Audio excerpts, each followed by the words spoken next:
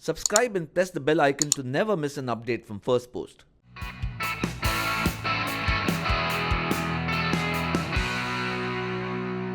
Hi Christian, it's a pleasure having you with us. Thank so you. how's India treating you so far? Very well. Was here back in 2011 with The Dark Knight Rises. Yeah. We shot a few days in Jodhpur. Yeah, Very hot, but really good memories. great. And then my family and I came out a few days early, so we went and we Oh, lovely. went to New Delhi and then to Agra and Jaipur Right. for a few days, and then arrived in Mumbai last night. That's incredible. So tell me, I believe Mowgli is your first tryst with performance capture, right? Right. And Andy Serkis, your director, is kind of known to be like the master of this. So what was that whole experience like? Well, very good to have him as a guide, of course, and I've known Andy since I was 19 years old. We worked together. Right. And he's a fantastic actor, and then has come to really master this performance capture. Right.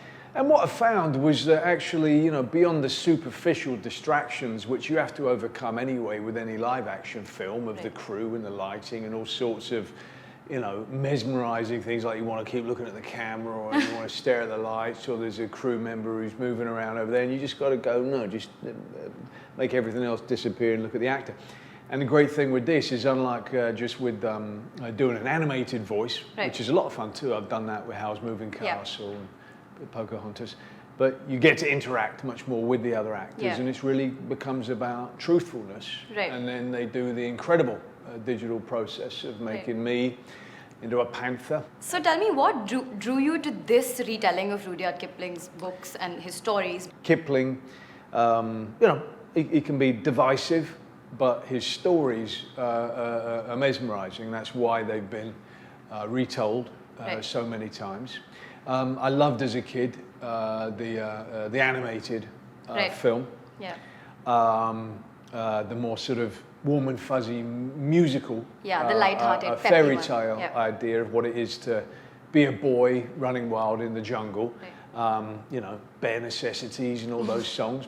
And you can love that version, and you can love Disney's most recent version, and you can love this version as well, because it's such a classic story that it lends itself to many different interpretations. Andy chose to go with a interpretation that is closer to Rudyard Kipling's original writing.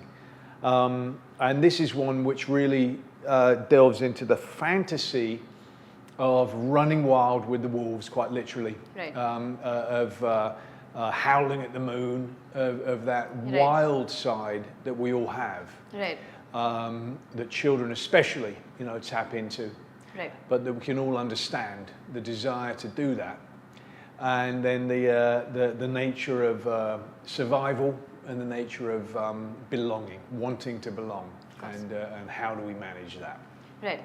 So you're playing the character of Bagheera, and you are known to be a phenomenal method actor. So tell me, how is it that you approach this role? I'm not, I mean, people do say that. They say, oh, he's a method actor, but that involves training as a method actor, you know? I never trained at all. I make it up as I go along. I do whatever feels right for me.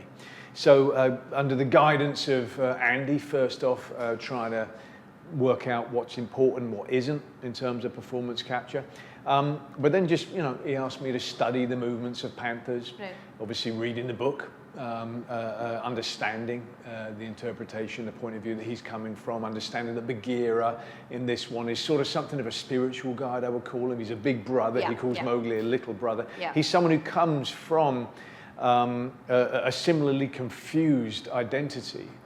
He was born in captivity of humans. He saw his mother die and then decided he needed to break out. But someone who equally is looking for where do they belong properly. A damaged individual, but someone who's taken that damage and turned it into something positive. He's turned it into something that's about love and about nurturing, rather than Shere Khan, who is a damaged individual who has turned that into bitterness and hatred. And wrapping up, can you share with us any memories or stories from the making of this movie?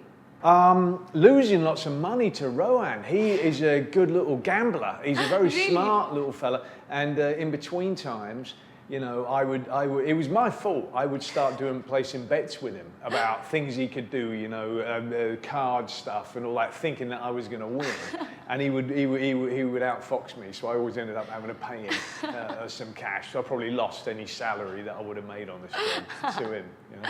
Okay, and just the last thing, can you say little brother for the camera? Because every time I heard that, the way you said it in the movie, can you say it to the camera? It just really... I'm afraid I don't know that I can recreate the voice, because I did that every day for a while, you know, doing that. But, oh well, little brother. Thank you. Did that satisfy? Yes, very All right, much. good. It's a pleasure chatting with you. Thank you. Cheers.